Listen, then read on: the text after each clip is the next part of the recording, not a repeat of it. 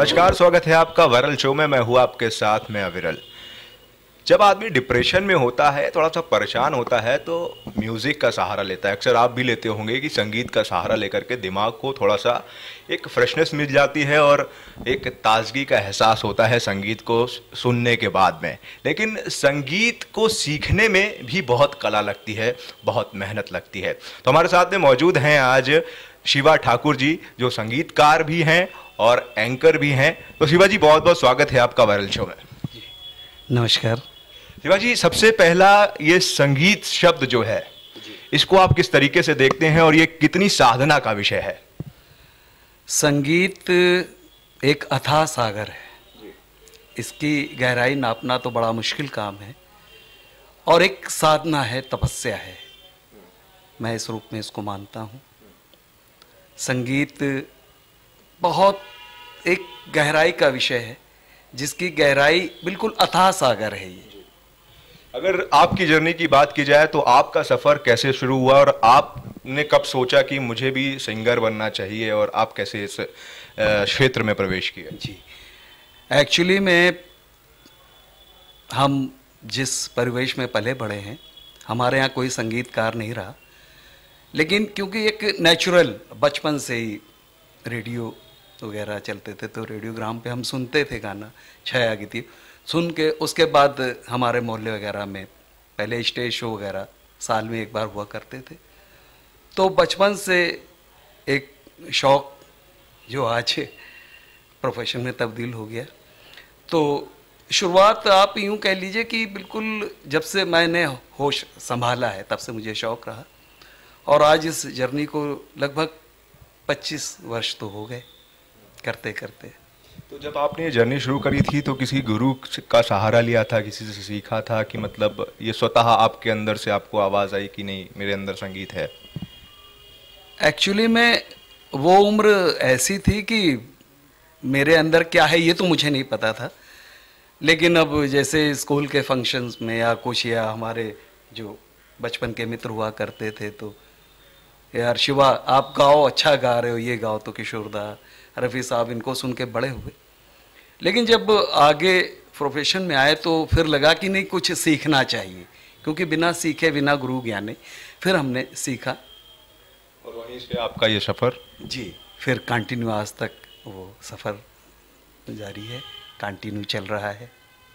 तो शिवा जी, आपने अपने गुरु जी के बारे में बताया, लेकिन आपका कोई रोल मॉडल तो होगा। आप संगीतज्ञ हैं तो किसी को रोल मॉडल तो आपने माना होगा। रोल मॉडल तो मैं यूँ समझ ली कि मैं रफ़ी साहब का बहुत बड़ा प्रशंसक हूँ। रफ़ी साहब, किशोरदा को गाने सभी गाता हूँ आज की तारीख में, जो न्यू सिंगर हैं, क्योंकि प्रोफेशन है तो कुणाल गांजा वाला भी हैं, अरिजीत सिंह भी हैं।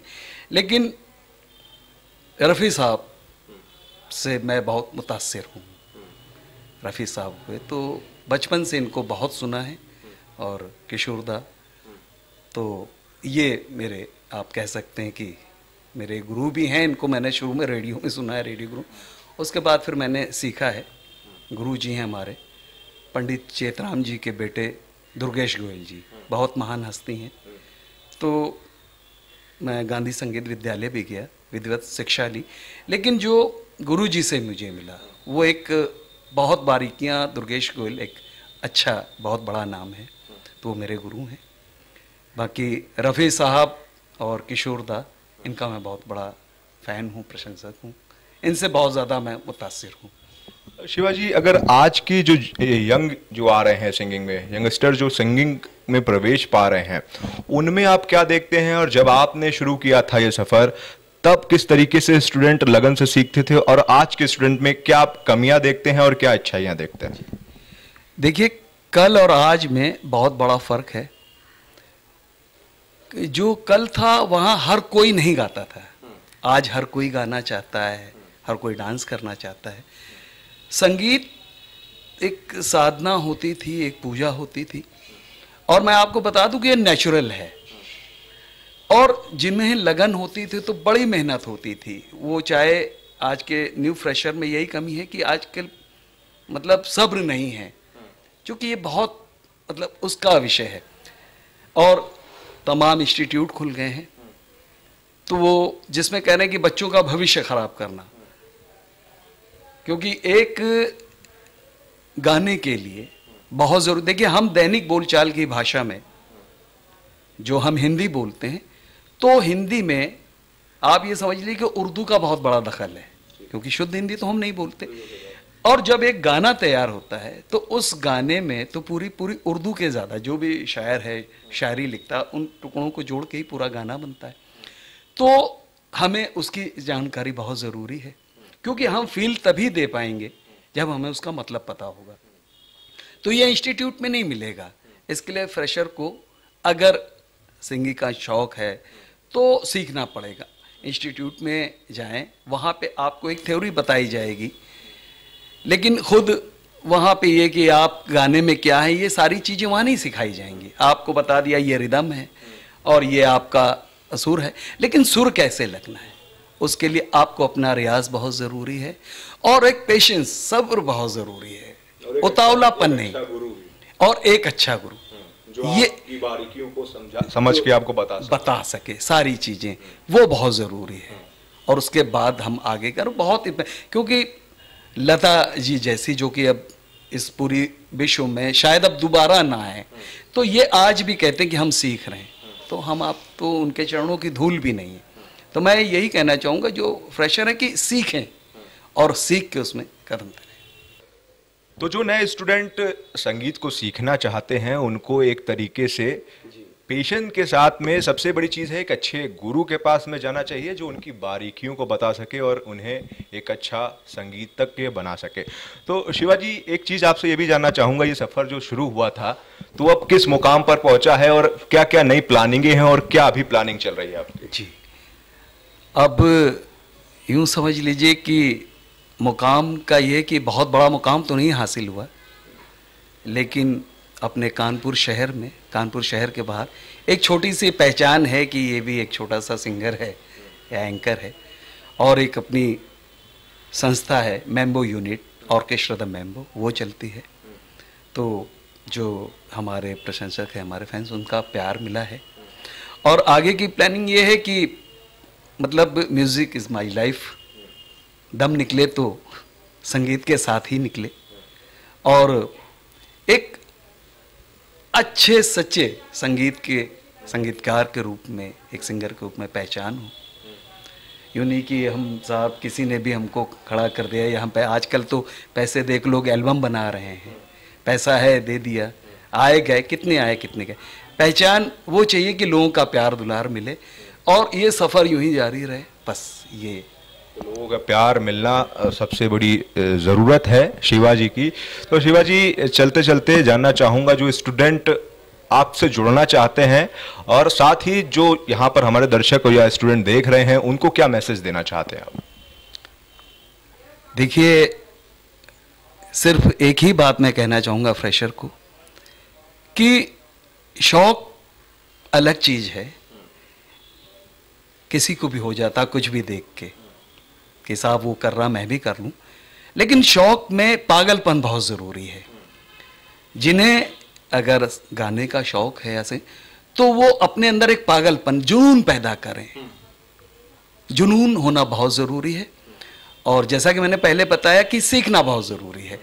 सीखने के लिए किसी भी हद तक जाएं, आप अच्छा गुरु ढूंढें। और जैसा कि मैंने कहा कि थोड़ा सा उर्दू की जानकारी, थोड़ा नहीं कुछ ज़्यादा ही होनी चाहिए, क्योंकि हमारे जो भी सिंगिंग है तो उनमें अब कुछ ले लीजिए। अब जैसे कि हम किसी से कोई बात कहते हैं तो गाने का मतलब ये है कि हम अपनी बात को सुर और ताल में बोल रहे हैं। तो हम अपनी बात को तब बोल रहे हैं कि जो हम बोल रहे हैं खुशी की बात या कोई गम की बात है तो वो टोन आना चाहिए। तो हमें जब उसका मतलब ही नहीं पता, अब जैसे कोई गाना अपने ही गिराते हैं नशे मन पे बिजलियाँ, अब नशे मन का मतलब नहीं पता तो क्या फील देंगे आप, है ना। तो वो भाव बस।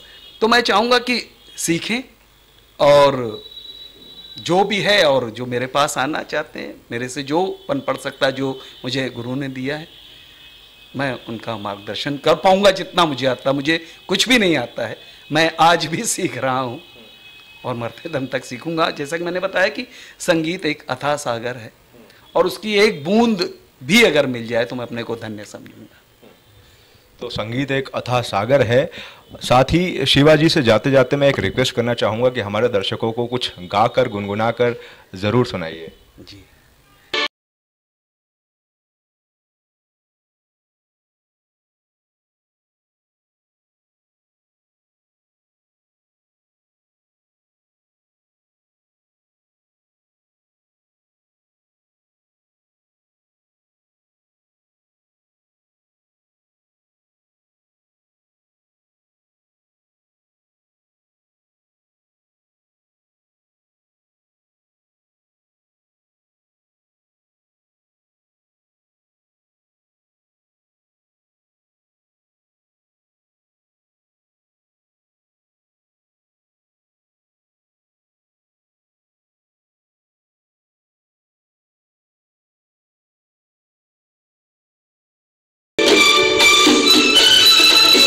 शिवाजी की शानदार आवाज़ में आपने सुमधुर सा गीत सुना।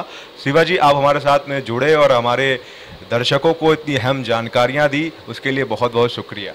वेलकम सर, और बहुत बहुत धन्यवाद आपका। और एक बार मैं चलते चलते चाहूँगा कि जो मुझे अपने श्रोता दर्शकों का प्यार मिल रहा है, इसी तरीके से मुझे अपनी दुआओं में शामिल करें, प्यार आशीर्वाद देते रहें। तो ये थे हमारे साथ में संगीतकार एंकर शिवा ठाकुर जी, जिन्होंने संगीत की विषय में कुछ अहम जानकारियां दी। फिलहाल मुझे अविरल को दीजिए इजाज़त और आप देखते रहिए वायरल शो, और इस चैनल को सब्सक्राइब करिए और लाइक करिए और शेयर करिए, ताकि ऐसी और अहम जानकारियां और अहम चीज़ें आप तक मैं पहुंचा सकूं। दीजिए इजाज़त, नमस्कार।